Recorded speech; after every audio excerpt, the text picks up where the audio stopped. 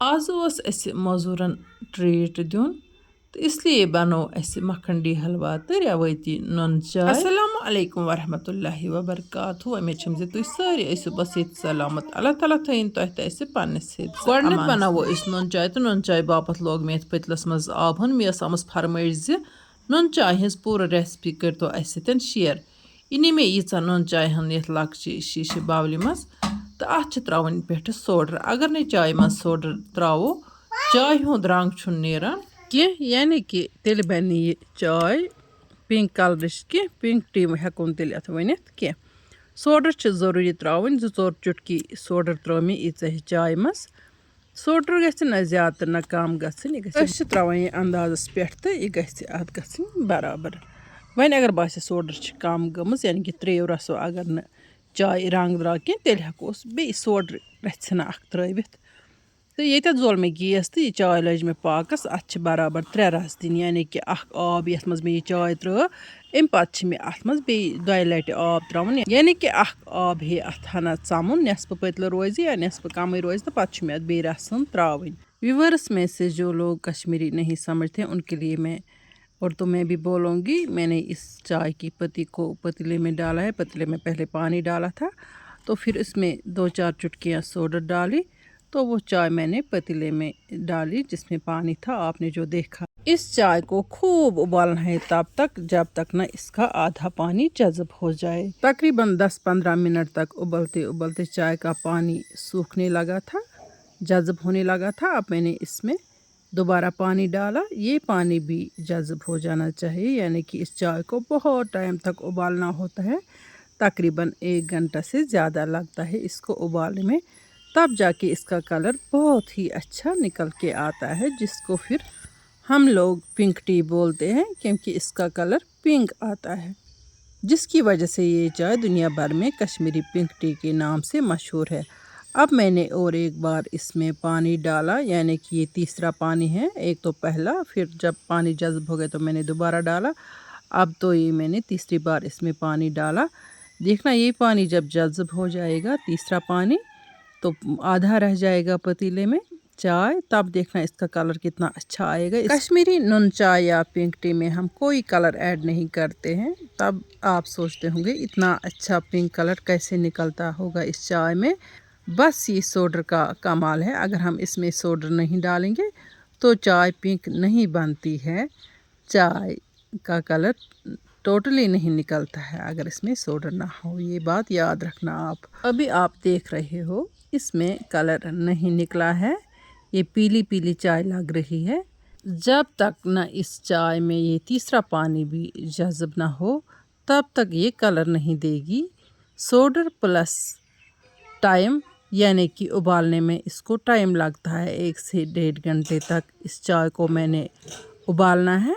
तो बाद में इसका पिंक कलर निकल आएगा, जिस पिंक कलर की वजह से हमारी ये कश्मीरी पिंक टी सारी दुनिया में मशहूर। इस चाय को बनाने में गैस का खर्चा भी आता है काफ़ी, और अगर हम लकड़ी पे बनाएंगे तो उधर भी टाइम लगता है, चाहे हम पावर पर बनाएंगे तो उधर भी टाइम लगता है। तकरीबन इस चाय को बनाने में मुझे 1.5 घंटा लगा। तब इसका कलर अब निकल आया पिंक कलर। ये चाय अभी कंसंट्रेटेड है, इसको पानी मिलाना पड़ता है। इस चाय से तकरीबन 30 से ज़्यादा चाय के कप निकलेंगे, यानी कि अगर हम ज़्यादा कंसंट्रेटेड चाय बनाएंगे तो 30-25 भी निकलेंगे। अगर नॉर्मल बनाएंगे तो 30 से ज़्यादा भी बन सकते हैं इस चाय से। चाय में इतना अच्छा कलर निकल आया, फिर भी हम इसको चूंचे से हिलाते रहते हैं कुछ टाइम तक, तो इससे क्या होता है इसका कलर और ज़्यादा निखरता है। अब मैं इस चाय को छानूंगी छानी से, और जो पत्ती निकलेगी वो अब किसी काम की नहीं, उसको बाहर फेंकेंगे या गमलों में डालते हैं उसको, या खेत में डालते हैं, इससे खाद बनती है। क्योंकि किचन में अब ये किसी काम की नहीं रही तो इसने अपना सारा जो इसमें काढ़ा निकाला हमने उसने वो दिया। अब ये बिल्कुल भूसा रह गया इस चाय की पत्ती का। इसके ऊपर मैंने ये ठंडा पानी डाला। चाय की काढ़े को हम 1 हफ्ते के लिए प्रिजर्व भी रख सकते हैं फ्रिज में। अब मैं इस काढ़े से पहले 3-4 कप चाय बनाऊंगी तो आपके साथ मैं शेयर करूंगी। मुझे उम्मीद है कि जिन्होंने मुझे फरमाइश दी थी, जो कश्मीरी ज़ुबान नहीं समझते हैं, मैंने कोशिश की है टूटे फूटे उर्दू में ही सही, लेकिन आप तक पहुंचाने की मैंने कोशिश की। मुझे उम्मीद है कि मेरी मेहनत रंग लाएगी। इस चाय की तरह आपको मेरी वीडियो भी पसंद आएगी और आप कमेंट बॉक्स में अपना फीडबैक भी देंगी। अब मुझे यहाँ पर 2-4 कप चाय बनाने हैं। इसके लिए मैं 1 कप काढ़ा इसमें डालूँगी पहले। तो काढ़े के अलावा इसमें 1 कप पानी भी जाएगा और 1 कप दूध भी जाएगा। अगर आपको ज़्यादा तीखी नहीं चाहिए तो 2 कप भी आप डाल सकते हैं या 1.5 कप भी इसमें पानी डाल सकते हैं अपने मिजाज के मुताबिक। तो मैंने इसमें 1 कप काढ़ा और 1 कप पानी डाला। गैस जलाऊंगी तो इसको दोबारा उबालना है। साथ में इसको दूध भी ऐड करना है। दूध भी अपने मिजाज के मुताबिक आप इसमें ऐड कर सकते हो। ये मैंने नॉर्मल चाय यानी कि जो हम पीते हैं स्ट्रॉन्ग, हम कश्मीरी लोग स्ट्रॉन्ग चाय पीते हैं, तो इसके हिसाब से मैंने 1 कप चाय का काढ़ा, 1 कप इसमें पानी और 1 या 2 कप मैं इसमें दूध भी ऐड करूँगी। आप अपने हिसाब से कीजिए। कभी कभी मैं इसमें पानी ऐड नहीं करती हूँ, सिर्फ दूध ही ऐड करती हूँ और इसमें घी डालती हूँ, तब भी ये चाय बहुत मीठी बनती है। हाँ, नमक भी डालना था ना, इसमें नमक भी डाला मैंने। और अब मुझे इसको अच्छे से उबालना है और जब ये उबलेगी ना, तब जाके मुझे इसमें दूध ऐड करना है। आप देख रहे हो चाय उबल रही है तो इसका कलर कितना निखर के आ गया। अब मुझे इसमें दूध डालना है। यहाँ पर मैं उनके लिए एक टिप बताऊंगी जिनको ओवरवेट है। अगर वो ये काढ़ा पिएंगी दूध के बगैर तो उनका वज़न कम होता जाएगा। और अगर चेस्ट इन्फेक्शन हो, जैसे खांसी ज़ुकाम हो, तो ये काढ़ा पीने से उसमें भी बहुत आराम मिलता है। दूध ऐड करने के बाद अब इसको दोबारा अच्छे से उबालना है, तब ये चाय बहुत ही अच्छी और मीठी बनती है। यहाँ से जो काढ़ा इस पतीले में था, इसको मैंने इतना पानी ऐड किया कि पतला फुल हो गया। 2-3 मिनट तक हम इसको ऐसे ही चोंचे से हिलाते रहते हैं। इससे क्या होता है, इसका कलर निखरता है और चाय बहुत ही अच्छी बनती है। यहाँ से ये चाय उबल रही है जिसको मैंने दूध मिलाया था। अब हम सर्व करेंगे चाय और मखंडी हलवा के साथ। चाय का हम लुत्फ भी उठाएंगे। ये थी वीडियोस मज कर बह मखंडी हलवाच रेसिपी तुम शेयर, चूँकि नेबर पे आमज मे फरमाइश चाय हज पूर recipe. Kashmiri kitchen YouTube channel या फेसबुक पेज कश्मीर ये वुचान, बल्कि बाकी मुल्कन हंद लोग त शौक सान अत चैनल वुचान, तो तम यसान ग समझिन इम कित बनावान। इसलिए पे मे अत उर्दू पे इन सतन शेयर कर नुन चाय कित बनावो। ये तुम वुचान यह सूजन छान मे, तो अम पत रलो मे अत दूध। मखंडी हलवा सानि रवायती हलवो खत वारिया ज़्यादा असल बनान, तो अत तमि हलवो खत लागत वारिया कम लगान, तो मज़ तम खत काफ़ी ज़्यादा गसान। तुम एक फिर ट्राई करो, तुम लगे पाने पता। दोधन रल थो मे सूज। वह अगर बास सूज मल तो हको गो सूज छलित त यपर कि लज मे तव गैसस पे, तो अत खाली ताय मज त्रो मे यह खंड प्याल तो यह खंड मे कारुन, तिकाज खंडुक कैरमल अत हलवस बड़ स्पेशल तो मज़ेदार बनावान। यह खंडन बिल्कुल लो फ्लेम पे कारें, तो तुम वुचो युथु अत थोड़ा चेंज गन, यह लोग कारन हुई इन, तो मे त्रो पे अत गेवस 2 चमचे। चूँकि रवायती तौर हलवा बनावान तथ मज गेव कर इस्तेमाल, तो ये मज गेव गसान बिल्कुल कम इस्तेमाल। तो न ज़ाफ़रान त्रावन ज़रूरत, न कहवा त्रावन ज़रूरत, कह त फ्लेवर त्रावन अत मज ज़रूरत। यह खंड कारन सत हलवस मज स्पेशल फ्लेवर, स्पेशल टेस्ट इवान। तुम वुचो अक फिर ये तुम यह हलवा बनायो, तो रवायती हलवा छो तुम पता होकुन। हालांकि रवायती हलवा पन किन थेक थेक बनावान, लागत लागान, मगर तो पत तथ युथ टेस्ट गसान कह।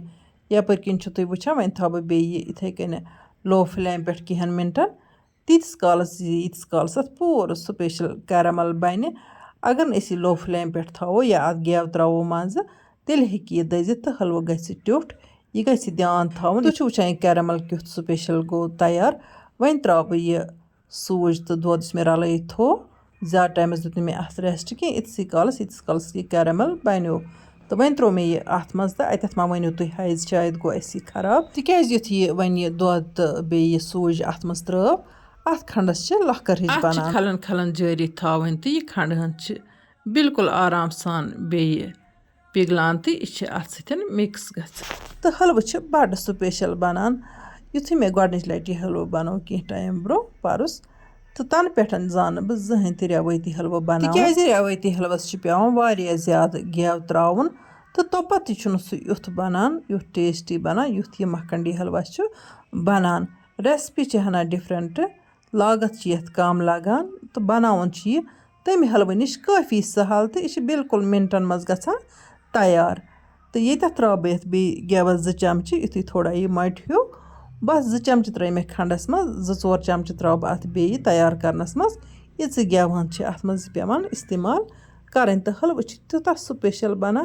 तो तुम हेक्यो न सोच चूँकि अस आज मजूर ट्रीट मोंगमुत खास कर ये मजूर शौक सान काम करान तो इंसान सुन दिल गसान खुश तो इंसान दपान इहंद खतर बनाहो कह स्पेशल तो तिमो आज पाने दिसमज फरमाइश हलवा बनाइजो नत बनाहो बह तिमन खतर बे वन गो यह हलवह स्पेशल खत स्पेशल हलवा बनान इंसान दपान भरोसा खेवन यह हलवा तो बार बार इंसान तमन्ना करान युथु हलवा गोस आसन अत हलवस इथे कन खलन खलन जारी थवन ईतिस कालस यह पूर पठन मट यह ग तैयार चूँकि मज रवायती तौर आटुक या सुरुक हलवा बनावा ब्रो पत योर सोज आम इसलिए तमे तरीक पत यह सोज हुंद हलवा बनावा यम तरीक तोमला आटुक या सुरुक बनावान ब्रो काल वन गो नेबर यह हलवा मशहूर मखंडी हलवा तुत ये अक फी ट्राई करो तह लगे पाने पता ये हलवा ज्यादा स्पेशल बनान तमे हलवा नश जन रवायती तौर ये मज बनावान ये त्रे मे गेव चमच 2 तो वन तम बे खलन खलन तो अम पे मे अखरस पे 2 चमच गेव त्रावन तो यह गेवहन अत श्रपानी यह सारे गेवहन वापस दिवान तक अत ददहन आसान रलम तो यह बिल्कुल दस्ती गछान तैयार हलवस थ मे खलन खलन जारी तुम वुचान हलवा क्यों बनो अत हलवस मज हेको पन मन पसंद ड्राई फ्रूट तैड कर अगर नहीं वन ड्राई फ्रूट त्रोस कि तो पत यह हलवा काफ़ी असल बनान तो टेस्टी तु बनान तो इंसान दपान खेवनी रोजान यानी कि युथ टेस्ट मिठाइन मज बर्फी मज तो तुथु टेस्ट अत हलवस तवान ये त्रे मे बे 2 चमच गेव अत हलवस तो अम पतन त्रेमस यम ड्राई फ्रूट मन पसंद ड्राई फ्रूट हेको अत मज इस्तेमाल कर यीत्या खुश गि तीत्या हेको अत मज इस्तेमाल कर अम पे दिम बह अत खलन खलन मिनटस 2 मिनटन यथ हलवस हेको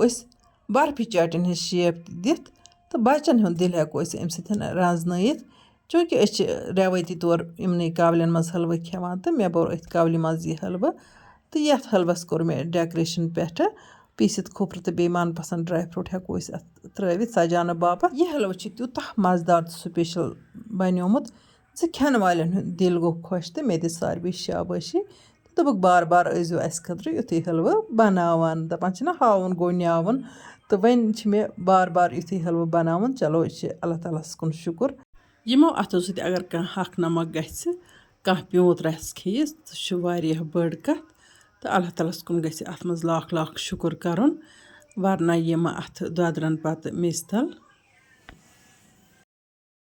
मखंडी हलवा सत तुल अस नुन चाय हुंद लुत्फ तो सठ मज़ आव तो नुन चाय चे नेबर कन पार्क मज हवस तो अल्लाह ताला सुन लाख लाख शुक्र उस रंग रंग न्यामत अता करान मे वमेद तुह सन वीडियो टायर खजमस तो योत वे टायर खज तो तेल कर सन वीडियो बाकी सथियन सत शेयर लाइक कर तो जान जान कमेंट लिखित बरजो जायक आज कश्मीरी किचनस लोल तिथे कन इत कन तुह लोल बरान इंशाअल्लाह रहमान यमो नयिस वीडियोस मज तुहंद बापत बे कह नव डालित तोताम तुह तो अल्लाह ताला हवाल अल्लाह निगहबान।